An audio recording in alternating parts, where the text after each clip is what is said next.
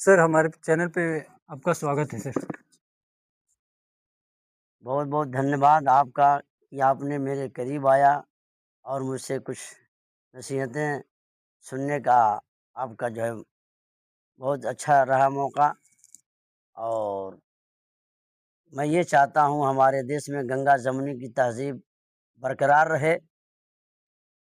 आज देश में खून-खराबा, खुराफात जो जारी है, मैं ये नहीं चाह रहा हूँ। मैं ये चाह रहा हूँ कि जिस तरह से पहले हिंदू, मुसलमान, सिख, ईसाई सब भाई मिल कर के रहा करते थे, उसी तरह से अब भी रहा जाए। लेकिन आज के डेट में कोई भी एक होकर के रहने की कोशिश नहीं कर रहा है।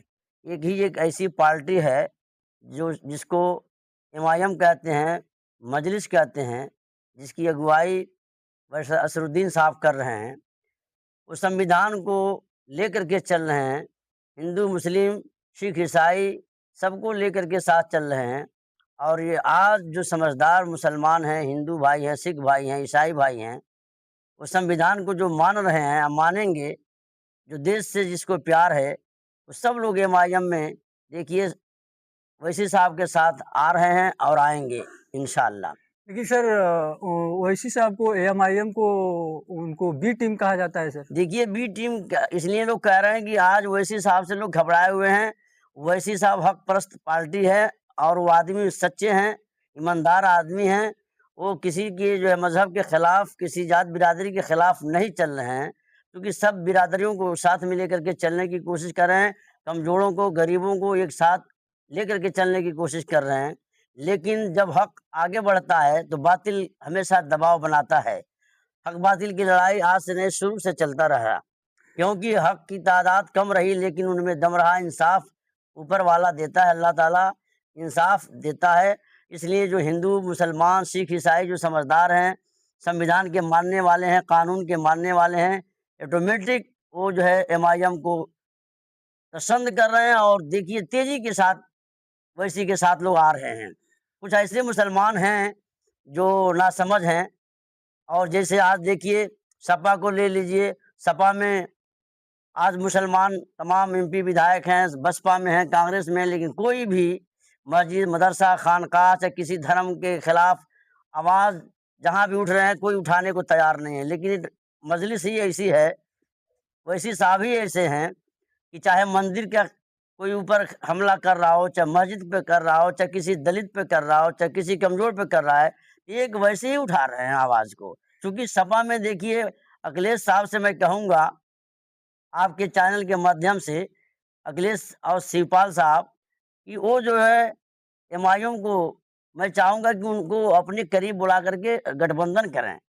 और यदि नहीं करते हैं तो इस वक़्त चुनाव आने वाले 27 में सपा भी खत्म हो जाएँगे, बसपा भी खत्म हो जाएँगे, कांग्रेस भी खत्म हो जाएँगे। लेकिन सर एक सवाल और है कि बिहार में जो चुनाव हुआ सर, उसमें भी गठबंधन में उनको ओवैसी साहब को लोग नहीं लिए। तो इसी साहब को नहीं लिए तो आज उसका नतीजा जो है देखिए सामने पूरा दुनिया, पूरा हिंदुस्तान देख रहा है।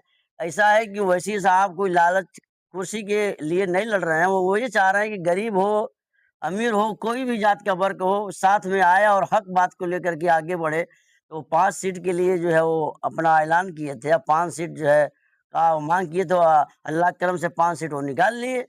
तो उनको नुकसान नहीं है, अन्य दल की जो है नुकसान है।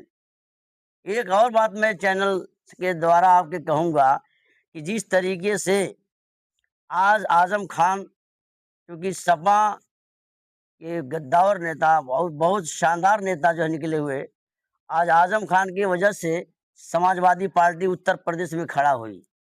लेकिन आज आज़म खान जेल में हैं, तमाम बेकसूर मुसलमान जेल में हैं। ये सपा वाले आवाज़ नहीं उठाए, धरना प्रदर्शन नहीं किए। और आज बताइए जो मुखिया अपने पार्टी के सिपाहियों के साथ न रह पाए, उसकी मदद न कर पाए, और वो अनभक्त जो मुसलमान हैं, देखते हुए भी वो आज समाजवादी लगाए हुए हैं, कांग्रेस लगाए हुए हैं, बसपा लगाए हुए हैं। तो ये सब नाजायज़ पहलू से हम ये चाहेंगे कि जो समझदार मुसलमान हैं उससे बरी हो जाएँ। और देश को बचाना है, संविधान को बचाना है। जिस तरह से सभी हिंदू, मुस्लिम, सिख, ईसाई मिल कर के वैसी के साथ आ रहे हैं और उनका मदद कर रहे हैं, उसी तरह से समझदार मुसलमान मदद करें और सपा में, बसपा में, कांग्रेस में जो भी एमपी, एमएलए हैं, विधायक, वो भी मैदान में आकर के हक बात की बुलंदी का वो दावा करने की कोशिश करें। अच्छा सर, मैं एक सवाल और मैं आपसे पूछना चाहूँगा, क्या अभी सन 2027 में जो चुनाव है सर, क्या इसमें मतलब बहुत बदलाव होगा, गठबंधन की बहुत यदि गठबंधन नहीं होगा, फिर भी अल्लाह चाहेगा तो एमआईएम की बहुत तेज़ी के साथ सीट निकलेगी और यदि गठबंधन हो जाएगा तो सरकार एकदम बननी है, भाजपा की सरकार नहीं बननी है। और आपके चैनल के माध्यम से मैं कहना चाहता हूँ, जिस देश से वफ़ादारी जिस सपा वाले, बसपा वाले, कांग्रेस वाले यदि चाह रहे हैं कि देश की जो है अंदर खुराफात ना हो और वफ़ादारी देश से चाहते हैं, तो हम तो ये कहेंगे आपके चैनल के माध्यम से कि बजरंग दल वालों को कि जो है निरस्त कर दें वोट द्वारा, उनको निरस्त कराएँ।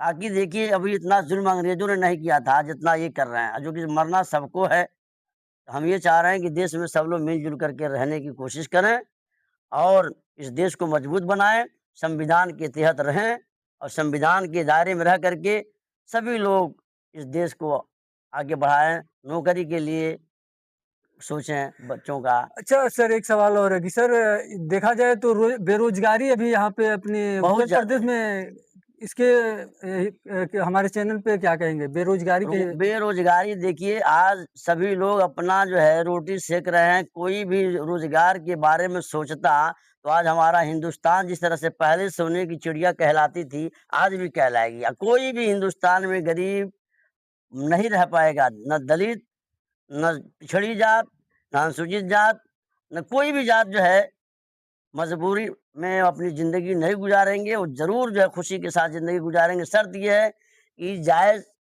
जिसका जो हक जहाँ है वहाँ दिया जाए, नौकरी दिया जाए और महँगाई पर ज़्यादा से ज़्यादा ध्यान दिया जाए और लेकिन आज जात-बिरादरियों में बाँट करके, धर्म को बाँट करके आज देश को तितिर-बितिर किया जा रहा है। तो मैं ये चाहूँगा कि आपके चैनल के माध्यम से इस देश को मजबूत बनाने की कोशिश करें, गंगा-जमुनी की तहज़ीब लाएँ और उसके साथ ही साथ सब पे ख़्याल आप रखें। क्या हज़रत, मैं आपसे लास्ट सवाल मैं करता हूँ, महँगाई पे आप क्या कहेंगे सर? महँगाई पर क्या कहना है, महँगाई चूँकि जब कोई भी जनता के ऊपर जब ख़्याल नहीं करेगी और नौकरी जब नहीं मिलेगी, तो उसी तरह से जो है लोग मजबूर रहेंगे, बेबस रहेंगे। एसआईआर के बारे में हज़रत क्या कुछ कहना क्योंकि चाहेंगे? एसआईआर ये गलत बात है, इससे नुकसान पूरे जनता की है। और कहीं कहीं मतलब वो नाम बहुत सी सारी कट रही हैं, ऐसा जगह-जगह देखिए, नाम कटा जा आज रहा है। चूँकि जो है, ये भी एक साज़िश है, इस देश की एक कमज़ोर करने की साज़िश है कि आज तमकुही राज्य में पता चला है सर, वहाँ पे भी बहुत सी सारी नामें कटी हुई हैं, नाम तो अपने पूरे कुशीनगर में।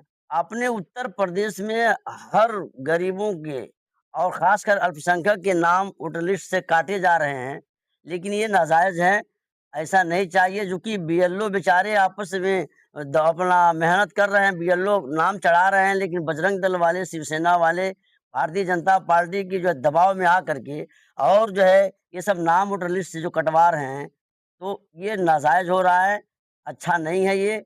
इसलिए कि हम ये चाहेंगे आपके चैनल के माध्यम से कि कोई भी बीएलओ को तकलीफ न पहुँचाएँ और किसी का नाम वोटर लिस्ट से न कटवाएँ, किसी भी जात बिरादरी का रहने वाला क्यों अच्छा, हो। देवरिया में जो वहाँ पे मज़ार है, वहाँ पे जो मज़ार शहीद बाबा का मज़ार है सर, उसके बारे में आप क्या कहेंगे? देखिए, शहीद बाबा का मज़ार चूँकि पुरानी मज़ार है, 50 साल पुरानी मज़ार है और वो कब्रिस्तान में है, उसकी कागज़ात भी हैं, लेकिन ये शासन अपनी ताकत के बल पर जो है नाजायज़ काम करके हिंदू-मुस्लिम का ये माहौल बिगाड़ करके अपनी कुर्सी लेने की कोशिश में है फिराक में। लेकिन देवरिया के हिंदू-मुस्लिम सभी लोग सम्मान लोग हैं और इल्म वाले हैं, अक्ल वाले हैं, सूझ-बूझ से काम ले रहे हैं। हिंदू-मुस्लिम देवरिया का माहौल बिगड़ने नहीं दे रहे हैं, न बिगड़ने देंगे।